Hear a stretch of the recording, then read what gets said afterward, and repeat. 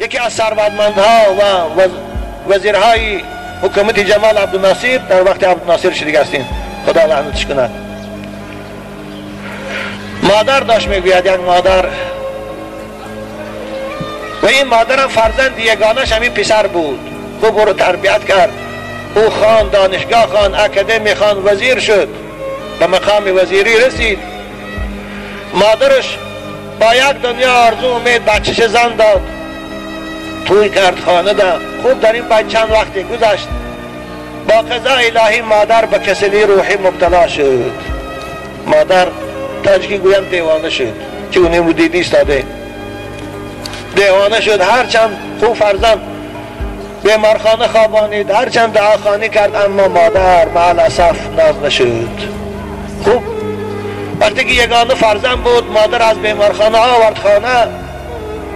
خانم دمی ایستاد گفته، بیچاره این مادر از سبب آنکه کسل روحی داشت یک جای ایستاده نمیتانست، اما خودش به خودش گپ زدن میگرفت و میبرآمد بالای پنجم قبطی خیلی خانش، باز گپ زده میفرآمد پدیزده. شب خواب نداشت، هر شب حالش همین بود. اوی کسل است او بیچاره، او رو فهمیدن در کار بود. آخرش این کلین عصبی شد، جوان گفت که مادر تبر در به صاحب خانه پرتا. که مادر گفت، این جوان گفت نه، من این مادرم بس، آدم ها من چی میگوین که وزیر مادرش تربیه کرد برد به صاحب خانه پرتافت. من همه میدانم آدم ها من چی میگوین. به کله نگرفت. هر شب از کار می آمد این کلینی بدبخت عصبی شوهرش خراب میکرد، غرغر میکرد، زندگیشان تلخ شد. آخر گفت نماشه بیمارخانه نمیبری، من به تو یک مصلحت دیگر میتیم. چی؟ او همین مادر هر شب بالای بام میبرد، همه میداند همسایه ها. یک شب بالای بام که برآمد از قفاش کلمت برا در پایان پرتاش. کسی فهمه میگه خودش پرتافته است، نه تو خجالت نه من، تو هم خلاص منم خلاص. این واقعیت است عزیزان، این افسانه نیست. جوان گفت نه من این کار نمیکنم، من هرگز به این کار راضی نمیشم. خوب راضی نمیشی؟ هر شب جنجال بود، هر شب غرغر بود، خر کرده میرفت کلینگاه، باز میرفت میآوردش. آخرش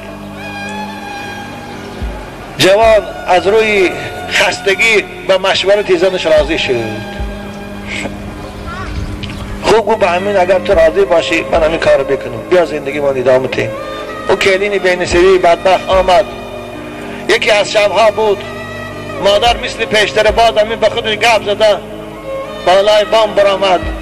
این جوان ناخلف خلطی خانه پوشیش پوشید و از پهلوی همسرش خیست، از دیوان برآمد از قفای مادر بالای بام برآمده بود، گپ زده آمدن میگرفت. ناگهان یک شرفه پای از قفاش شنیده شد. مادر عقیم گشت نگاه کرد، فرصتی دیدن نشد، دست تیلش داد، از بالا آمده تا زد. خب مادر به همین مسئلهش حل شد. این جوان فرآمد خانه، داد و وای کرد که مادر من خودکشی کرده است. خب مفتش آمدن وظیفه پرکرا چی است، هم چیزی که ظاهری بینه دوای یک مهینه بالا رو میدانه باشه.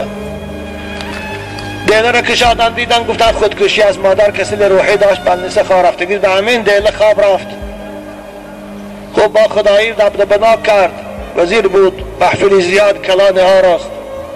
اما این جوان به خبر که مفتشای الهی هم دیلی جنایتی کشادگی هستند، از این خبرش نه که پروکراتوری نزد پروردگار هم دیله را نظارت دارد، از این خبرش نه. خبر نه که کامراهای الهی عکس برداری داشتن، وقتی که از قفای مادر آمد و پاش پیش پای مادر داشته تیله کرد صورتگیری دارن، از این خبرش نه.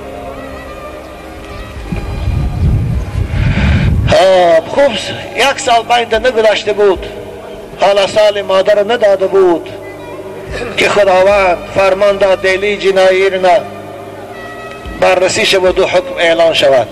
ولا تحسبن الله غافلا عما يعمل الظالمون. خدا میگه شما بی‌پروا نباشید، من از این ظالم ها، از این جنایتکارها انتقام میگیرم. خدا گفت باید این دلش دیده شود و حکم برارن. یکی از شبها این فرزند در خوابش فریاد کرده از پهلوی زنش خست، از همون روز عقل خودش از دست داد. همون کسلی مادر، همون کسلی دیوانگی به این جوان یار شد.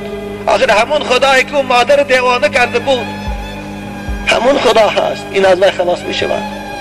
بچه دیوانه شد، خوب بیمارخانه خوابش کردن فایده نکرد، از کار رفت، خانهش آوردن، چند روزه زنش میتان از زن یک با خوشدامن دیوانه زندگی نکرد، با شوهر دیوانه زندگی میکند. خوشدامنی که خانه جدا بود جای خوابش، به او آزار نمیداد، به وی زندگی نکرد و به شوهر دیوانه در پالو زندگی میکند. پرتاف شوهرش برآمد رفت، دیوان در خانه تنها موند، طاقه موند. همون شبه که مادرش برآمده از بالای بام پرتافته بود، همون شب فرا رسید. حکم خدا رو بین.